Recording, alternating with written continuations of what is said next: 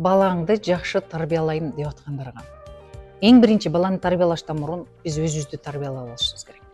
Биз өзүбүз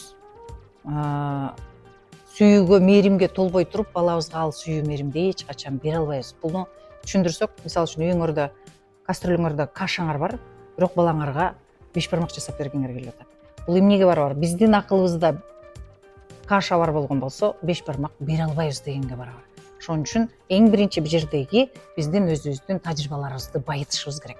Анын үчүн эмне кылыш керек? Туура тарбия бериш үчүн эң биринчи өзүбүз алганды, өзүбүз ошол беш бармакты жеп көргөндү үйрөнүшүбүз керек. Качан гана өзүбүздүн башка жаныбызга беш бармак салган соң балага ошол беш бармактай тарбияны бере алабыз. Мына ошондуктан эң биринчи өзүбүздү өнүктүрүүдөн башташыбыз керек. Ал үчүн эмне кылышыбыз керек? Менин 10 февралда башталган турган жаңылануу клубума келишиңиздер керек. Себеби биз ал жерден жан дүйнөнүн тынчтыгын, сүйүү мээрим деген эмне?